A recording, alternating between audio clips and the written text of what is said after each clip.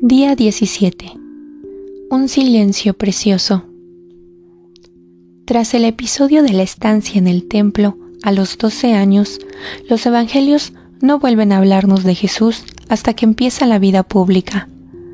Guardan silencio sobre un periodo de cerca de 20 años, es decir, sobre el tiempo más largo de su vida terrena.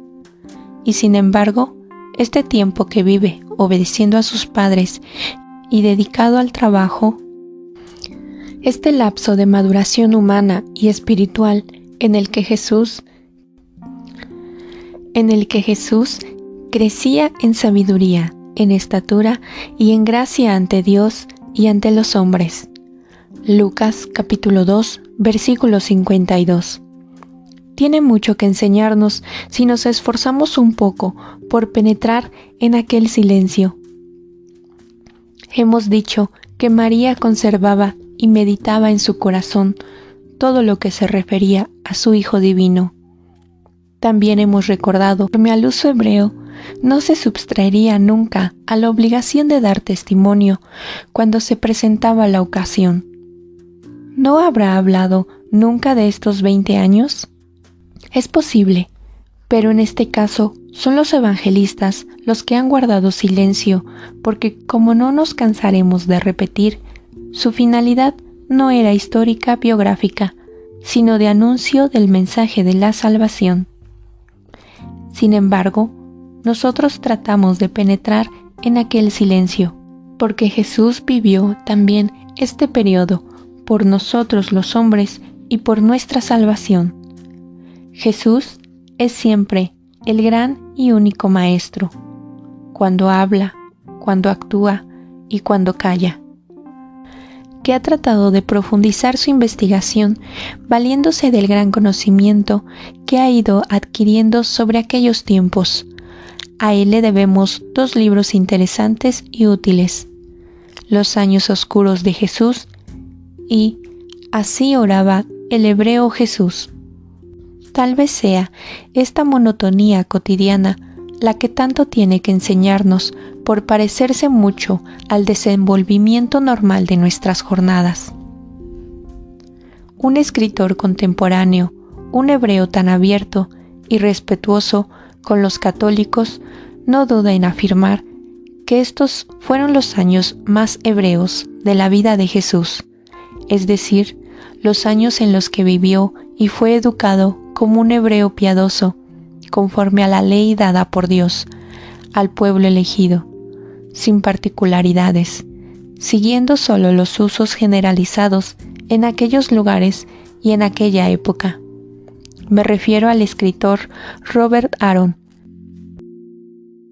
También Pablo insiste en el hebraísmo de Jesús y en los méritos del pueblo hebreo, pero al cumplirse el tiempo, mandó Dios a su Hijo, nacido de mujer, nacido bajo la ley, para redimir a los que estábamos bajo la ley, para que recibiéramos la adopción de hijos.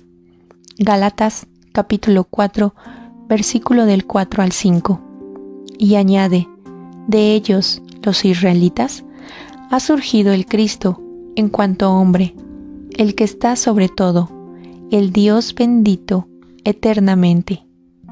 Romanos capítulo 9, versículo del 4 al 5. No podemos silenciar el vuelco radical que el Concilio Vaticano II imprimió al modo de mirar al mundo hebreo, una mirada de reconocimiento por la manera como se fue preparando en el pueblo elegido la venida del Mesías. Por eso el nombre más justo y bello con el que podemos llamar a los hebreos es el que les diera Juan Pablo II cuando visitó la sinagoga de Roma, nuestros hermanos mayores. Pero el hecho principal sobre el que creo quisiera adoctrinarnos el Hijo de Dios es que la santidad no consiste en hacer grandes obras, sino en vivir con rectitud cada día. Serían años tranquilos, pero no idílicos. La vida pueblerina de entonces era dura y llena de fatiga, sostenida por la plegaria constante y el amor recíproco, no parece precisamente que el comportamiento de Jesús llamara la atención por alguna peculiaridad, puesto que sus compaisanos, cuando inicie su vida pública, se admirarán al enterarse de los milagros que hacía. También esto parece un signo de que en aquellos años Jesús no hizo nunca nada de extraordinario. Si alguna vez tomó la palabra para explicar la Sagrada Escritura en la sinagoga, cosa fácil de pensar en un pueblo tan pequeño, lo haría con mucho celo, pero sin la autoridad que mostrará en la vida pública. ¿Podía hacer más y mejor?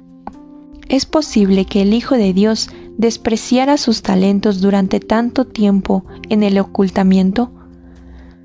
También en esto hay una gran enseñanza.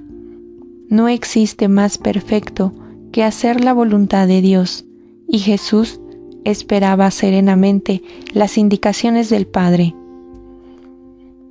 Pero hay un episodio que ciertamente sucede en estos años, aunque los evangelios no hablen de él, por ser de valor privado: la muerte de José. Durante la vida pública de Jesús no volverá a aparecer, y María tendrá que vivir con los parientes, según la costumbre de las mujeres solas. Además, cuando los sinópticos refieren la admiración de los nazarenos por lo que Jesús ha empezado a hacer,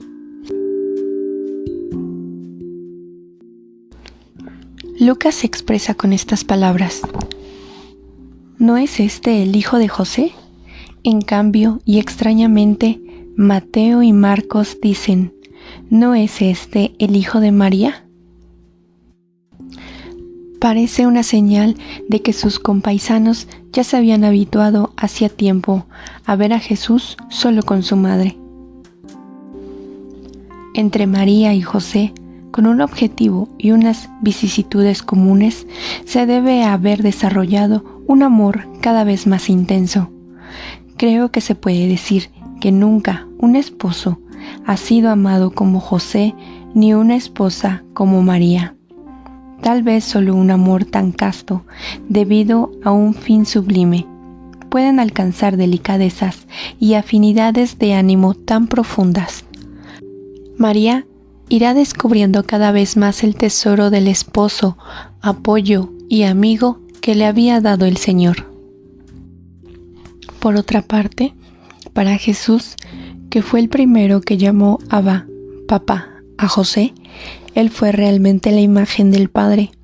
José le dio todo lo mejor que un padre puede darle a un hijo: la educación, un hombre respetado, el conocimiento de Dios, y le enseñó a rezar y a trabajar con un constante ejemplo de vida recta. Por eso me parece reductivos ciertos nombres acomodaticios atribuidos a José, como padre putativo, padre nutricio, etc. José es el padre davídico de Jesús. Ante todo le dio la pertenencia a la casa de David, conforme a las profecías. Solemos invocar a José como padre de la buena muerte, porque ciertamente expiró atendido amorosamente por Jesús y María. Es imposible pensar en una asistencia mejor. ¿Rogarían ellos por su curación al Padre? Sin duda. Pero ¿cómo hará después Jesús en el huerto de los olivos, subordinando su petición a la voluntad de Dios? El hombre justo había terminado su misión y estaba maduro para el cielo. Jesús no lloró solo por el amigo Lázaro y por la ciudad de Jerusalén, y María, independientemente de su gran dolor, dio inicio a una nueva misión, común a tantas mujeres, la de ser un modelo para las viudas. Reflexiones sobre María. Más que nunca vemos cómo se santificó la vida de ama de casa, una vida muy dura en aquellos tiempos para la gente pobre. Las fatigas comunes de cada día hacen que la sintamos más que nunca nuestra hermana. Cada jornada, jalonada por la oración y el trabajo, era un don de Dios. se desvivían por el Hijo de Dios, pero todas las madres y padres se desviven por los hijos de Dios, ya que Jesús dijo que lo que hacemos a los demás, se lo hacemos a Él. Reflexiones sobre nosotros. La reflexión principal gira en torno a la comprensión del valor de la vida común, escondida, monótona, y se le ofrece al Señor y se vive en gracia. Por eso es necesario que esté entretejida de oración. También la vida del que es viudo, de quien está solo, de quien no ha realizado el sueño, quizá, de un amor o de una familia, es preciosa si se vive en gracia. Y como dice la Biblia, la muerte de los justos es preciosa a los ojos de Dios.